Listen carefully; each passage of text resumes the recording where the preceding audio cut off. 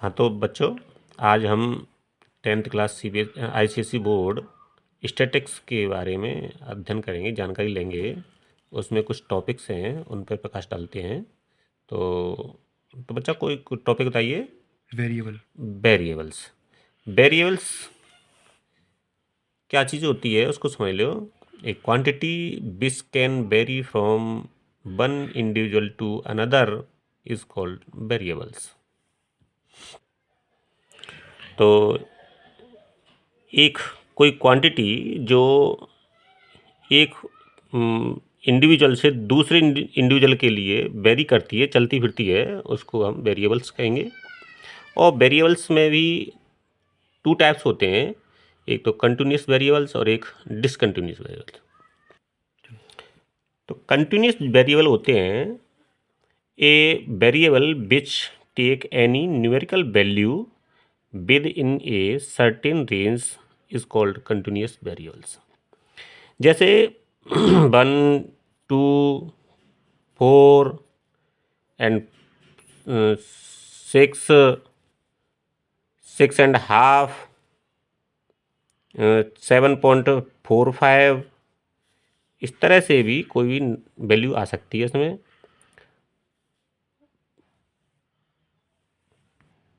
इन्हीं को हम कंटिन्यूस वेरिएबल्स बोलते हैं। दूसरे होते हैं डिस्क्रीट वेरिएबल्स, इनको डिसकंटिन्यूस वेरिएबल भी बोलते हैं। A variable which is incapable of taking all possible numerical values is called discrete variables. इसमें होते हैं 1, 2, 3, 4, 6, 10, होल नंबर ही लिए जाते हैं इसमें। इसमें पॉइंट, हाफ ये नहीं ले सकते। इसके लिए एग्जाम्पल देखें तो number of size of shoe, number of children in a family, जो कि आप सीधे सीधे होल नंबर ही लिख सकते हैं, क्योंकि किसी घर में आधा बच्चा नहीं होगा। हाँ, और ना ही किसी का जूता जो है 7.5 का होता है, ना ही किसी का 8.5 का होता है। तो ऐसी वैल्यू जो होती हैं, जो कि सीधी सीधे होल नंबर में होती हैं, वो डिस्क्रीट वेरिएबल्स आते हैं। तो बच्चों, अब पहुँचते हैं हम फ्रीक्वेंसी पे। फ्रीक्वेंसी, जिसको हिंदी में बोलते हैं बारंबारता, it is a number which tells how many times does a particular data appear in given set of data. जो हमारे दिखाए हुए डाटा में कोई निश्चित वेरिएबल कितनी बार आया है, उसका नंबर जो है वो फ्रीक्वेंसी कहलाता है। तो फॉर एग्जांपल, हमारे पास डाटा जो है 1, 2, 0, 3, 2, 1, 3, 5, 5, 4, 2, 1, 2, इस तरह से।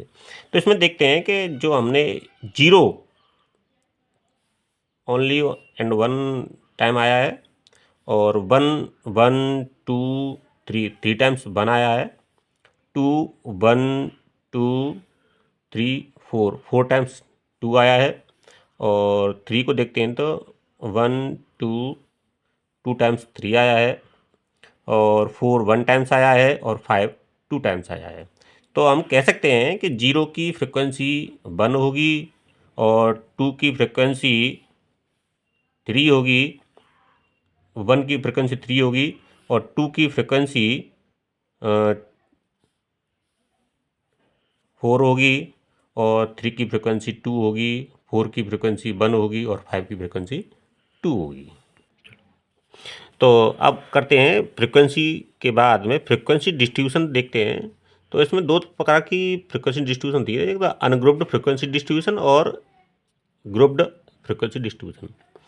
डिस्ट्रीब्यूशन क्या होता है कि जिस एलिमेंट की फ्रिक्वेंसी है उसी के सामने लिखना, करस्पॉन्डिंग एलिमेंट के सामने उसकी फ्रिक्वेंसी को लिखना ही डिस्ट्रीब्यूशन कहलाता है। और इसमें बताते हैं हम। तो हमारे पास ये अनग्रुप्ड है, तो एक टेबल बनाएंगे। तो एक तरफ नंबर लिख लेंगे, और एक तरफ फ्रिक्वेंसी लिखेंगे, उसकी कितनी बार आउटकम्स हुए हैं, और एक टेली मार्क लिख देंगे उसके।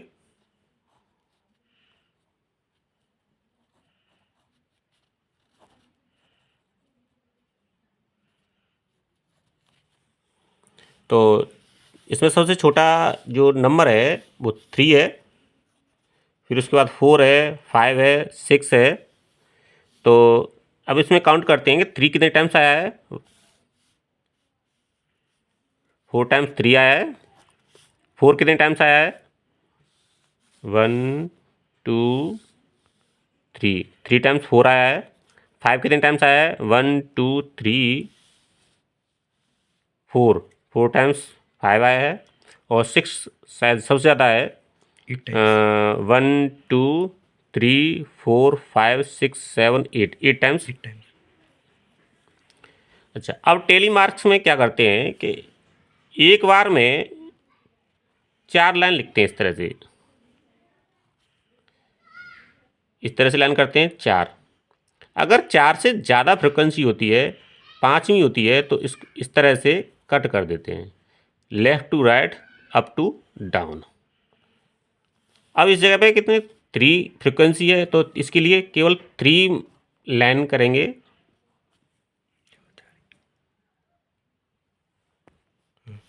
फाइव के लिए 4 टाइम्स है तो 4 लाइन्स करेंगे। तो 6 के लिए कितनी फ्रिक्वेंसी है? 8 है। अब एक बार में दिक्कत आती है कि 4 लाइन तो हमने इस तरह से कर ली, एक हमने इस तरह से कर ली, ये होगी 5, करना है हमें 8। तो 8 के लिए क्या करेंगे? फिर 3 लाइन्स और कर देंगे, वर्टिकल लाइन्स 3 और कर देंगे। ये होगी 1 2 3 4 5 6 7 8। अच्छा, ये देखते हैं यहाँ पर 3 के सामने हमने 4 लाइन करनी थी, हमने आप बताने के चक्कर में 5 हो गई। तो ये केवल बताने के लिए था। यहाँ पे 1 2 3 4 लाइन होंगी इस तरह से।